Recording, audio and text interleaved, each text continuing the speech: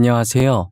저는 아들 결혼 준비하느라 바쁜 생활을 보내고 있는 40대 중후반의 여자입니다. 죽으라는 법은 없는지 한없이 가난하던 저희에게도 이런 축복이 오게 되네요. 여러분께 꼭 제 이야기를 소개하고 싶어서 이렇게 글을 쓰네요. 그동안 정말 어렵게 살았는데 드디어 그 세월을 보상받는 기분이 들어요. 제가 이 나이가 되도록 살다 보니 우리나라는 돈 없으면 살 수 없는 나라라는 걸 알게 됐어요. 가난은 가난을 낳는다는 말이 있죠. 그 말처럼 남편도 저도 가난한 집안에서 태어나 제대로 된 교육을 받아보지 못하고 일찍 학교를 그만두고 남들보다 빨리 사회생활에 뛰어들었어요. 일을 해도 여전히 가난했고 여전히 무시받는 인생을 살았습니다. 그래도 저희는 둘만 있으면 무서울 것 없이 행복했어요. 순정아, 비록 우리가 가진 건 없지만 어떤 순간에도 절대 기죽지 말고 당당하게 살자. 자신감 하나면 뭐든 할 수 있어. 두려워하지 말자. 난 오빠만 있으면 돼. 절대 기 안 죽어. 악착같이 돈 모아서 보란듯이 살 거야. 가난해도 잘 살 수 있다는 걸 보여줄 거야. 저희는 자신감이 무기라며 어떤 순간에도 자신감을 잃지 않으려고 노력했어요. 늘 긍정적인 남편과 제가 처음 만난 곳은 어느 의류 공장이었어요. 그땐 둘 다 학교를 때려치고 일을 한 거라 미성년자였어요. 당시 저희를 받아주는 곳이 공장밖에 없었고 공장에서도 성인인 척 보이려고 어른들이 입을 법한 옷을 입고 다니고 그랬었어요. 다른 공장도 그런지는 모르겠지만 저희 공장은 관리자가 굉장히 난폭했어요. 굳이 화 안 내도 되는 일에도 화를 내며 저희에게 스트레스를 푸는 것 같았어요. 남편과 저는 둘 다 같은 처지라 공장 주인이 난폭하게 굴 때마다 서로에게 의지하며 위로해주는 사이가 되었습니다. 2년 동안 함께 붙어서 일하는 시간이 많아지다가 정이 들어버려서 결혼까지 하게 된 거죠. 공장 사람들은 처음 저희가 공장에 들어왔을 때 성인이 아니라는 걸 진작에 눈치를 채고 있었는데 가엾고 불쌍해서 쉬쉬해줬더라고요. 당연히 윗사람들도 알았지만 당장 공장에 일할 사람이 없으니 모르는 척 눈 감아주고 저희를 뽑은 것이었어요. 그런데 저희가 서로 결혼하겠다고 말하자 직원들은 수군대기 바빴어요. 어린 것들이 발랑 까져가지고 분명히 임신해서 결혼했을 거야. 하라는 일은 안 하고 그런 짓거리를. 에휴. 얌전하게 생긴 것들이 왜 그랬대? 여기 사람은 생긴 걸로 판단하면 안 돼. 얌전한 고양이가 부뚜막에 먼저 올라간다는 말도 몰라. 안 그렇게 생긴 애들이 할 건 다 하고 다닌다니까. 말세야 말세. 어느 순간부터 공장에선 저희에 대한 안 좋은 소문이 돌고 있더라고요. 헛소문이 늘 그렇듯 사실도 아닌 이야기들이 눈덩이처럼 부풀려져서 걷잡을 수가 없었어요. 어차피 사실이 아니니 저희가 무시하면 괜찮을 줄 알았어요. 괜히 저희가 아니라고 부정해봤자 저희 말에도 사리부터 전달될 거고 그러면 이를 더 키우는 꼴만 될 것 같아서 어떠한 말도 하지 않고 가만히 일만 했어요. 하지만 소문은 잠잠해질 기미가 보이지 않았습니다. 그들은 저희가 가만히 있으면 언제까지 가만히 있나 볼 심산인지 계속해서 거짓 뉴스들을 퍼나르기 시작했어요. 결국에 그들의 시선을 견디지 못해 오랫동안 몸을 담궜던 공장을 나와야 했죠. 무작정 나오긴 했지만 그래도 저희는 그동안 공장에 일하면서 모아둔 돈이 있었기에 당분간 먹고 살기엔 아무런 지장이 없었어요.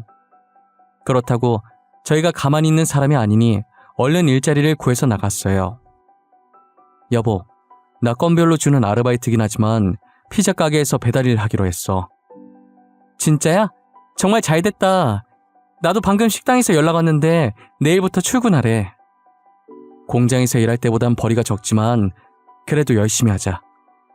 이 돈도 못 벌어서 굶는 사람들 있는데 감사하다 생각하고 해야지. 그래야지. 당신 오토바이 탈 때는 항상 조심하고, 알겠지? 알겠네요. 걱정하지 마. 조심, 또 조심할게. 저희는 다행히 아르바이트를 금방 구했고 저는 식당 일을 했고 남편은 배달 일을 시작했어요.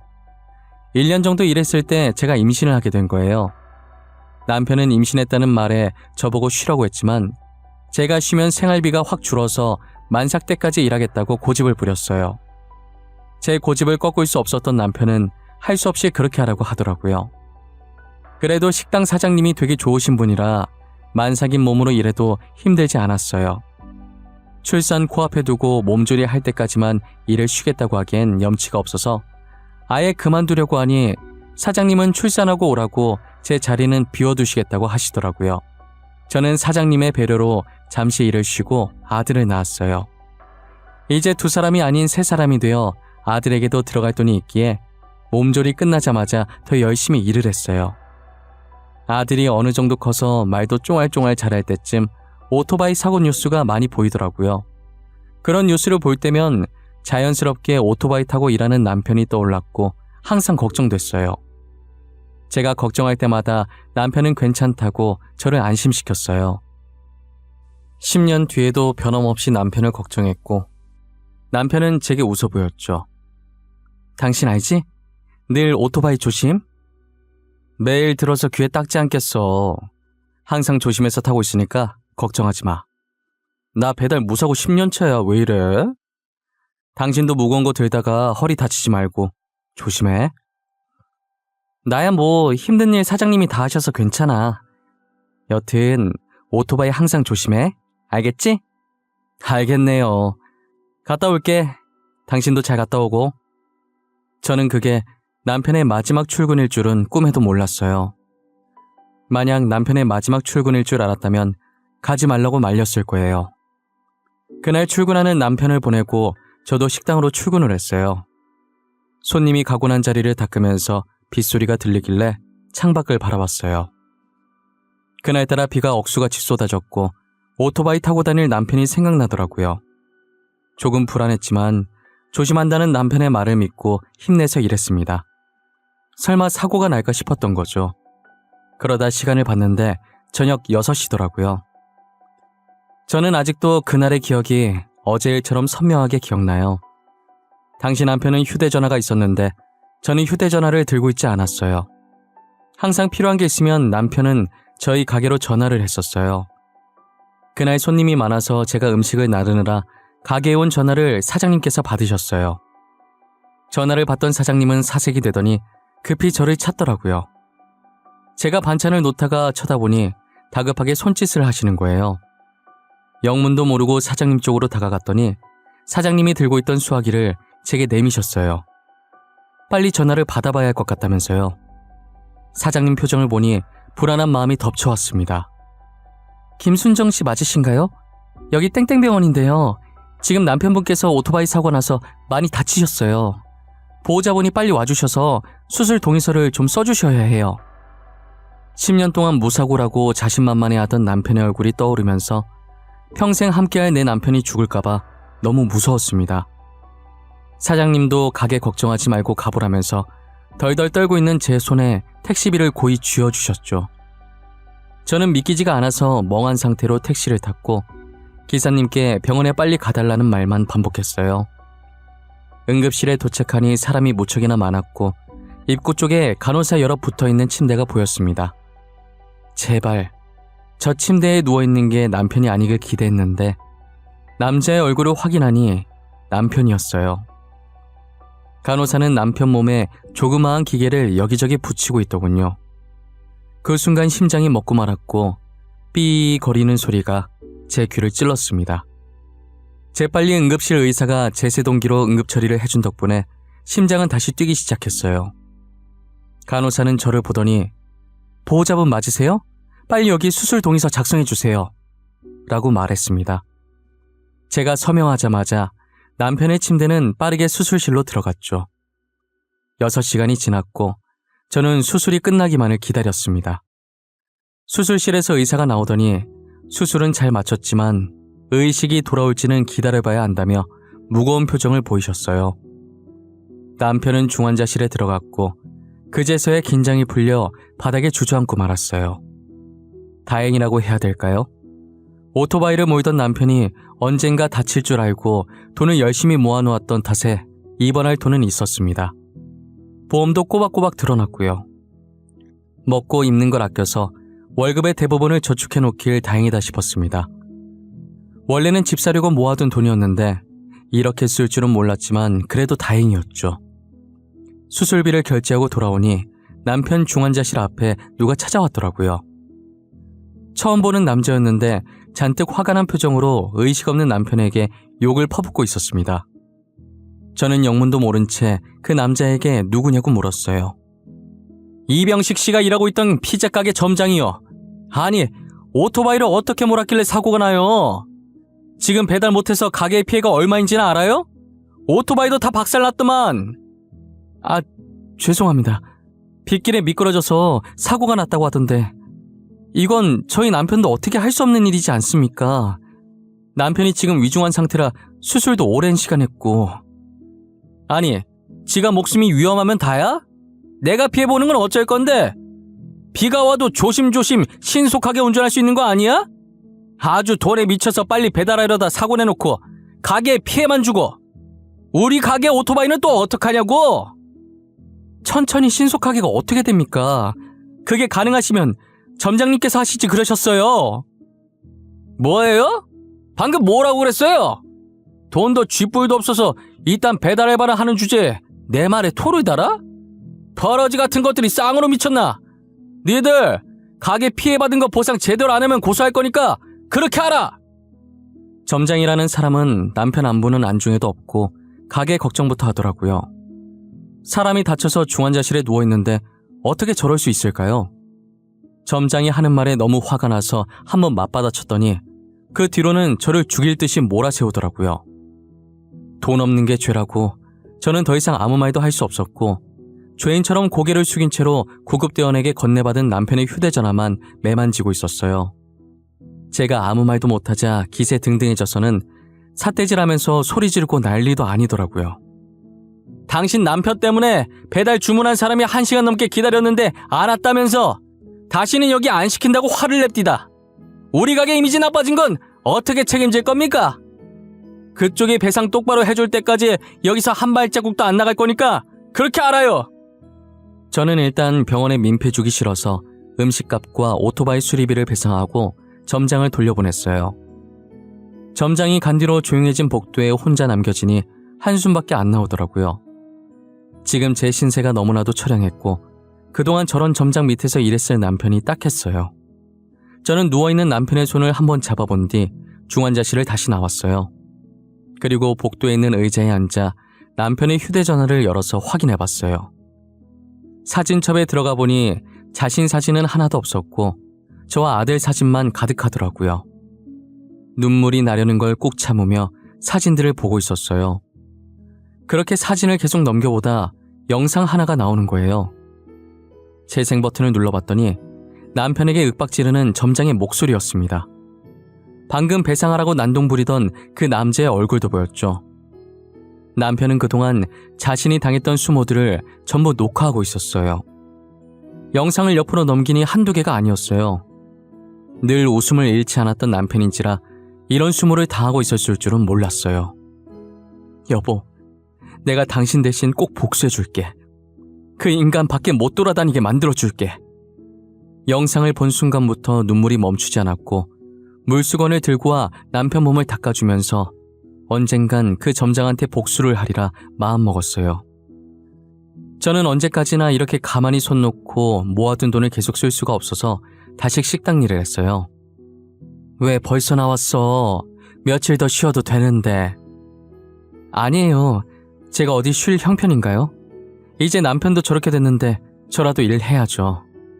그래야 병원비 내고 아들도 키우고 하죠. 사장님은 왜 벌써 왔냐고 더 쉬어도 된다고 하셨지만 저는 쉴 형편이 아니었어요. 그래도 사장님이 여자분이라 저를 이해해 주시고 잘 챙겨주셔서 힘들지 않았어요. 가끔 부업으로 인형 눈 붙이기도 하고 예전처럼 돈 되는 일이라면 다 했던 것 같아요. 그렇게 바쁜 하루하루를 보내니 금방 한 달이 지나갔고 식당에서 월급을 받는 날이 돌아온 거예요. 집으로 돌아와 받은 월급을 확인해보니 평소 받던 월급보다 3배 많이 들어있더라고요. 저는 사장님이 잘못 넣으신 건가 싶어서 다음날 출근할 때 돈을 그대로 다시 들고 갔어요. 사장님, 어제 월급을 받았는데 사장님께서 잘못 주신 것 같아서요. 잘못 준 거 아닌데 순정 씨 월급 맞아. 얼마 안 되는 돈이긴 한데 남편 병원비에 보태. 사장님, 제가 어떻게 이 돈을 받아요? 일 열심히 하는 직원한테 사장이 주는 보너스라고 생각해. 이것밖에 못해줘서 너무 미안해. 혹시라도 도움 필요하면 언제든지 말하고. 사장님은 평소에도 일 잘하고 성실하다며 저를 많이 아끼셨어요.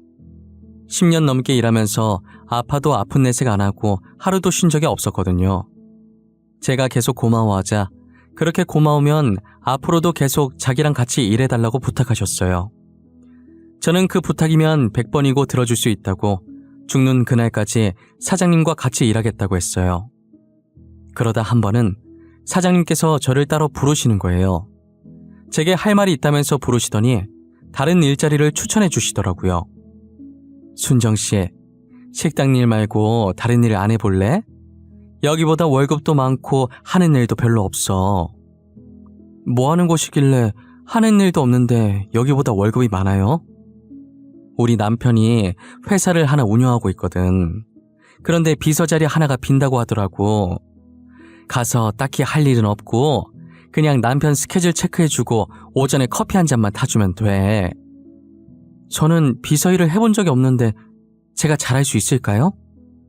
그럼 원래 남편이 혼자서 스케줄 다 챙겼었는데 회사가 커지다 보니까 이제 혼자 하는 건 힘든가 보더라고. 진짜 간단한 일이야. 편하게 돈 벌 수 있는 기회라니까. 사장님 감사합니다. 꼭 연락드려서 해볼게요. 마땅히 하는 일도 없이 월급이 식당 일했던 것보다 많다는데 굳이 마다할 이유가 없었어요. 저는 그렇게 사장님의 남편 회사에서 일을 하기 시작했어요. 지금 다니는 회사 대표님도 부부 아니랄까봐 식당 사장님처럼 다정하시고 저를 잘 챙겨주시더라고요. 순정씨, 첫 출근인데 힘들진 않았어요? 아직은 뭐가 뭔지 잘 모르겠죠? 걱정해 주셔서 감사해요. 제가 빨리 배워서 회사에 도움이 되어야 될 텐데 직원분들도 다 착하셔서 적응 빨리 할 수 있을 것 같아요. 다행이네요. 안 그래도 저희 집사람이 순정씨 걱정 많이 하더라고요. 원래 비서 굳이 필요 없는데 집사람이 하도 부탁을 해서 순정씨 비서를 입사시킨 거거든요.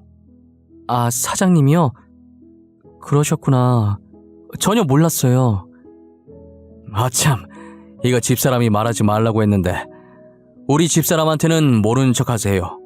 제가 말했다는 거 알면 우리 마누라 또 난리 납니다. 오늘 너무 수고하셨고 저희는 내일 또 봅시다. 알고 보니 비서 자리 굳이 필요 없는 것이었는데 식당 사장님께서 부탁해서 만든 자리였어요. 저를 신경 써주신 식당 사장님도 사장님 부탁 흔쾌히 들어주신 대표님도 너무 감사했어요.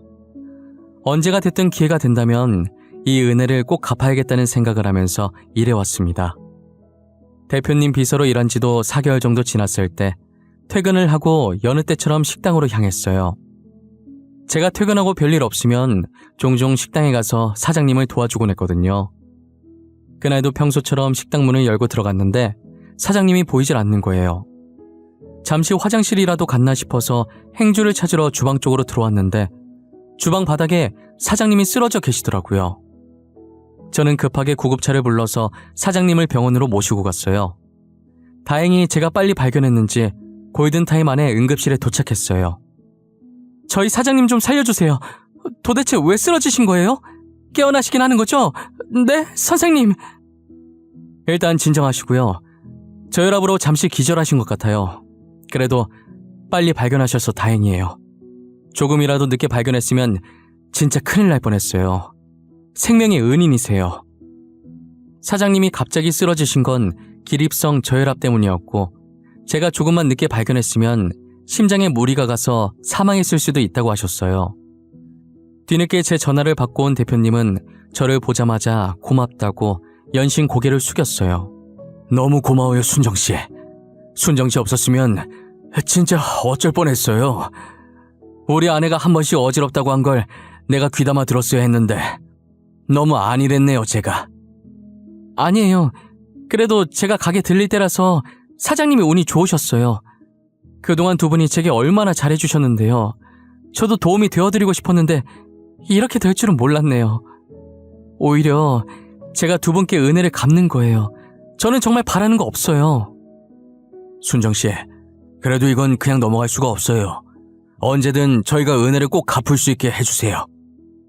저는 괜히 민망해서 머리만 긁고 있다가 이제야 주변을 둘러봤는데 정말 공교롭게 사장님이 온 병원이 알고 보니 저희 남편이 있는 병원인 거예요. 그래서 기왕 온 김에 남편 병실에도 잠시 들리게 됐어요. 여전히 남편은 잠을 자듯 평온한 표정으로 누워있더라고요.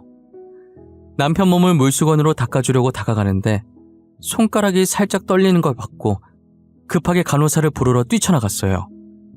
간호사를 데리고 오니 남편이 서서히 눈을 뜨더라고요. 의사는 남편 눈에 불빛을 비춰보며 확인을 하더니 의식이 돌아온 것 같다고 하셨죠. 쓰러진 지 8개월 만에 남편이 의식을 되찾았습니다. 다행이에요. 의식이 돌아왔고 수치도 모두 정상입니다. 다만 오래 누워있어서 욕창이랑 몸이 조금 굳어 있으실 거예요. 이건 재활치료하면 금방 괜찮아지니 크게 걱정하지 않으셔도 되고요. 재활치료는 얼마나 걸릴까요?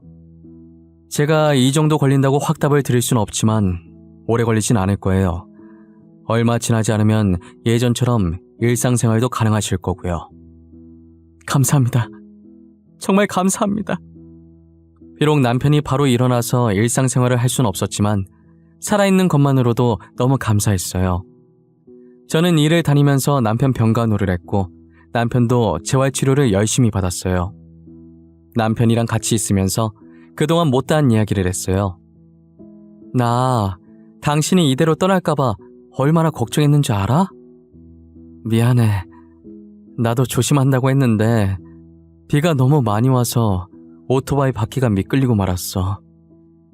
그래도 이렇게 깨어나줘서 고마워. 그리고 당신 점장이라는 사람 진짜 못됐더라. 당신 아파서 누워있는데 찾아와서 음식값이랑 오토바이 배상하라더라. 나는 기대도 안 했어. 원래도 그런 사람이라. 나 진짜 돈 열심히 벌 거야. 돈 벌어서 내가 그 점장놈 당신 대신 복수해 줄 거야. 나는 계속 당신 고생만 시키네. 진짜 너무 미안해. 남편은 고생만 시켜서 미안하다면서 눈물을 보였어요. 그런 남편의 등을 토닥거리며 괜찮다고 다시 일어날 생각만 하라고 다독였어요. 이제 남편도 깨어났겠다. 복수의 칼날만 갈며 전보다 더 열심히 일을 했어요. 하루라도 빨리 그 피자 가게 점장한테 복수해주고 싶었거든요. 제가 눈에 도끼를 품고 일을 하니 사장님이 궁금했었나 봐요. 한 번은 제게 왜 이렇게까지 돈을 벌려고 하냐고 물어보시더라고요. 순정씨 이제 남편도 깨어났는데 왜 이렇게까지 돈을 벌려고 하는 거야? 복수해줄 사람이 있어요. 저 돈 많이 벌어서 짓밟아줘야 할 사람이 있어요. 무슨 일이 있었길래 착해 빠진 순정씨가 이렇게 바짝 약이 올라 있을까? 사실 저희 남편 사고 났을 때 남편이 일하던 피자 가게 점장이 찾아왔었거든요. 그런데 남편 안부 묻기는커녕 가게 손해 입었다고 피자 값이랑 오토바이 값 배상하라고 하더라고요. 뭐? 무슨 그런 몰상식한 사람이 다 있어. 하도 땡깡 부리길래 배상해줬죠. 그런데 생각하면 할수록 너무 괘씸한 거예요. 얼마나 직원들을 못살게 굴었던지 남편 휴대전화에도 증거 영상들이 많더라고요. 저는 사장님께 그동안 남편이 점장에게 당했던 수모를 말하면서 남편 휴대전화에 있던 영상들을 보여줬어요. 괘씸해서 참을 수가 없어요. 돈 왕창 벌어서 복수해주고 싶어요. 그런 일이 있었는데 왜 나한테 말을 안 했어? 진작에 말을 하지. 내가 도와줄게. 순정씨는 아무것도 할 것 없고 이 영상만 나한테 보내주기만 해. 당시엔 사장님께서 무슨 뜻으로 말한 건지 몰랐다가 며칠 뒤에 그 말의 뜻을 알게 되었습니다. 사장님은 SNS에 땡땡 지점 피자 가게의 갑질이라며 남편이 모아뒀던 영상을 전부 올려버리셨어요. 저는 가난해서 휴대전화조차 없었고 그러니 당연하게 SNS 자체를 할 줄 몰랐죠. 하지만 사장님은 저와 달리 컴퓨터도 정말 능숙하게 잘하셔서 금세 영상을 편집해서 올려주셨어요. SNS 하나만 가지고도 그 점장이 갑질한 것을 많은 사람들이 볼 수 있도록 했더라고요. 영상은 순식간에 여러 커뮤니티에 퍼지게 되었고 해당 지점 고객센터에 문의가 빗발하면서 결국 그 지점은 폐업을 하게 되었어요. 하지만 그 피자 가게는 전국 각지에 전부 있는 체인점이라서 그 사람은 일개 점장에 불과했기 때문에 죄 없는 다른 지점까지 피해를 입게 된 거예요. 피자 본점에서는 저희의 폭로로 인해 매출에 상당한 영향을 미쳤고 이에 대해 저희를 상대로 억대 소송을 제기했어요. 대표님은 억대 소송을 당했다는 걸 알고 본인 회사에 소속된 변호사를 제게 소개해 주셨어요. 순정씨, 피자 본점에서 억대 소송 걸었다면서요? 진짜 웃기네. 방귀 낀 놈이 성낸 나더니 자기가 직원 관리 못해놓고 누구한테 덮어 씌우려고. 제가 주변에 물어보니까 소송은 돈 많은 사람들이 무조건 이긴다고 하더라고요. 변호사 선임비도 어마무시하게 들 텐데 걱정이에요. 그런 걱정은 하지 마세요. 저희 회사에 소속된 변호사가 있으니까요. 저희 직원 위험에 처했는데 저희가 나서줘야 하지 않겠어요? 그렇게 변호사와 함께 그 지점의 갑질을 증거로 상소했고 상소심에서 잘못이 없다는 것을 인정받아 억대 소송은 다행히 기각되었어요. 저는 억대 소송이 일단락되고 더 이상 그 피자 가게와 엮이고 싶지 않아 아예 신경을 끄고 있었어요. 나중에 사장님께 들은 얘기인데 다른 지점의 피자점까지 갑질이 터지면서 해당 피자 매장에 사람들이 불매운동을 하기 시작해 가게가 망했다고 하더라고요. 본사고 지점들이고 애초에 그런 사람들만 뭉쳐있다가 망했다는 생각에 통쾌했어요. 지나가다가 우연이라도 그 피자점 사람들이랑은 마주치고 싶지 않았어요. 저 일도 벌써 2년 전 이야기고 지금은 아무것도 신경 쓰지 않고 아들만 잘 키우자는 생각으로 살고 있어요. 남편도 재활치료 끝내고 퇴원해서 지금은 대표님 기사로 일하고 있어요. 저나 남편이나 항상 저희를 신경 써주신 게 감사해서 평생 두 분을 보좌하기로 했어요. 이제 저희 아들이 곧 고등학생이 되는데 사장님 부부도 고등학생 외동딸이 있더라고요. 저희 아들보다 1살 많았는데 사장님 부부는 저희 아들을 사윗감으로 미리 점 찍어 두셨었나 봐요. 둘이 결혼했으면 좋겠다고 아들을 소개해달라고 하시더라고요. 순정씨, 우리 딸 알지? 전에 봤지 않나? 순정씨 아들도 우리 딸 봤을 텐데 전에 둘이 같은 날에 우리 식당으로 하교한 날 있잖아. 아, 네네. 기억났어요. 아니, 나는 순정씨 아들이 참 마음에 들더라고. 순정씨도 우리 딸 마음에 들면 둘이 결혼시켰으면 좋겠는데 말이야. 네? 결혼이요? 저희 아들 이제 고등학생 되고 사장님 따님도 아직 학생인데 무슨 결혼이에요. 사장님도 참. 누가 지금 시키지? 성인 돼서 결혼시키자는 말이지. 오늘 집에 가서 아들한테 1살 연상 어떠냐고 물어봐. 아니 사장님, 그걸 둘째치고 아들 결혼시키려면 신혼집 해줘야 하는데 저희 부부가 가진 게 없어요. 당장 저희 집도 변변치 않은데. 그건 걱정하지 마. 목숨을 빚졌는데 내가 그 정도도 못하겠어? 혼수는 전부 우리 부부가 해올 거야. 순정씨 아들은 진짜 몸만 오면 돼. 사장님은 저희 아들이 마음에 드셨는지 몸만 오면 된다고 저를 꼬드기시더라고요. 저는 사돈이 사장님 부부라면 두말할 것도 없이 좋았지만 아들 의견이 제일 중요했어요. 아들 마음이 어떨지 모르니 일단 이 이야기는 사장님과 저 사이에 비밀로 하기로 했어요. 그 사이 저희 아들은 공부를 열심히 해서 단번에 의대에 입학하게 되었고 어쩌다 보니 사장님 딸과 엮여서 지금은 좋은 인연으로 결혼 준비를 하고 있어요. 저도 상견례 할 때 알게 된 건데 아들이 사실 사장님 딸을 처음 봤을 때부터 좋아했었다는 거예요. 그런데 숫기가 없어서 마음을 제대로 표현하지 못했었다고 하더라고요. 반면 사장님 딸도 저희 아들을 마음에 들어했고 저희 아들과는 반대로 뭐든 적극적으로 하는 성격이라 사장님 딸이 먼저 대시를 했다고 들었어요. 만나게 될 인연은 다 만나게 된다고 고등학생 이후로 마주친 적 없다가 꽈팅을 통해서 다시 만나게 됐대요. 둘 다 꽈팅에 관심 없었는데 이상하게 그날따라 가고 싶어서 나갔다가 마주친 거죠. 저희 아들은 이제 본과생 2학년이고 사장님 딸은 올해 초에 졸업해서 직장을 다니고 있어요. 아직 저희 아들이 학생이라 결혼은 이른 것 같았는데 어차피 둘이 결혼시킬 거 아니냐고 나중에 하나 지금 하나 똑같다길래 이번 연도 끝나기 전에 결혼식을 추진하기로 했어요. 요즘은 아들 결혼 준비하면서 정말 행복한 하루하루를 보내고 있어요. 이미 지난 날은 다 잊고 앞으로 있을 행복한 일들만 생각하고 살려고요. 과거에 계속 살아봤자 스트레스 받기밖에 더 하겠어요. 부디 저희 아들만큼은 저희 같은 일 겪지 않고 행복하게 살았으면 좋겠네요.